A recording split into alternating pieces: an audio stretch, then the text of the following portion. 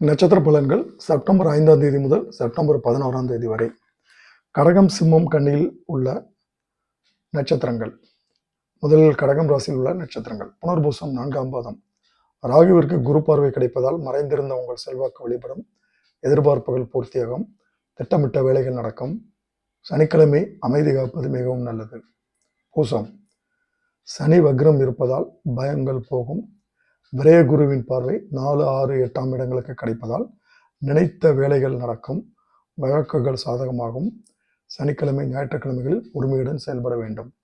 ஆயில்யம். புதன் உங்கள் செயல்களை லாபமாக்குவார். திட்டமிட்டு செயல்பட வைப்பார். செவ்வாய் முயற்சிகளை வெற்றியாக்குவார். ஞாயிறு, திங்கட்கிழமைகளில் அனைத்திலும் கவனமாக செயல்பட வேண்டும். இந்த நட்சத்திரக்காரர்கள் இந்த வாரம் வழிபட வேண்டிய தெய்வம் சங்கர நாராயணர். அடுத்து சிம்மம் ராசியில் உள்ள நட்சத்திரங்கள். மகம். ராசிக்குள் கேது, சூரியன், புதன் இருப்பதால் நெருக்கடிகள் அதிகரிக்கும். தேவையற்ற பிரச்சனைகளில் சிக்கி அவதிக்கு ஆளாவீர்கள். லாப குருவால் நிலை உயரும். இழுபறியான வேலைகள் முடியும். திங்கள், செவ்வாய்க்கிழமைகளில் பொறுமையாக இருப்பது மிகவும் நல்லது. பூரம். சுக்கிரன் வியாபாரத்தில் லாபத்தை அதிகரிப்பார். கையில் பணப்புழக்கத்தை உண்டாக்குவார். லாப குருவால் நினைப்பதுகள் நடக்கும். செவ்வாய், புதன்கிழமைகளில் கவனம் தேவை. உத்திரம் 1ஆம் பாதம். ராசிக்குள் சூரியன் இருப்பதால் வேலைகளில் பதட்டம் ஏற்படும். நெருக்கடிக்கு ஆளாவீர்கள். சிலருக்கு உடல்நிலையில் பாதிப்புகள் ஏற்படும். புதன் அன்று பொறுமையாக செயல்பட வேண்டும். இந்த நட்சத்திரக்காரர்கள் இந்த வாரம் வழிபட வேண்டிய தெய்வம் கற்பக விநாயகர்.